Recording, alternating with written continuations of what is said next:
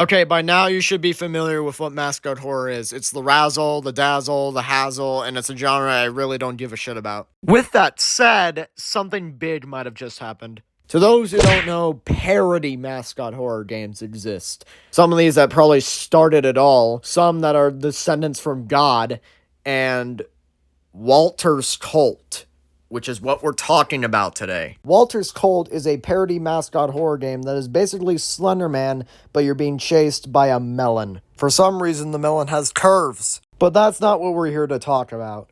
We're talking about the game's future and how I may have changed it on accident. Okay, to start off this story, there is a YouTuber by the name of Nokum who makes videos on not-so-popular mascot horror game parodies. And Walter's Cold was one of these. And so, seeing the title, I decided to make a joke that was related to Breaking Bad. Because Walter White.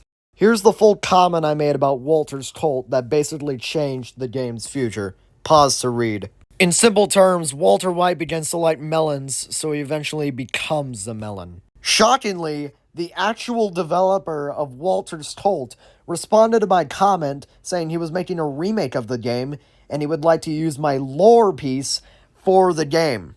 That's really exciting and it means a lot to me. Thanks, man. So thanks to me, there's going to be a horror game in the future about a watermelon-addicted Walter White trying to indoctrinate you into his cult. And when the game comes out, I'm going to be playing it. It feels like I'm working with God here. Oh, by the way, Nokum, if you're somehow watching this video, I'm making a game that's been in the works for a year now, soon to be 2, because it's not finished yet, called Le Epic Game. It's very epic, as the title says.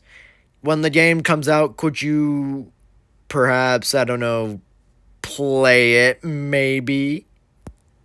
Please. Also, I might need an IQ test because I'm pretty sure at the end of Breaking Bad, Walter White dies.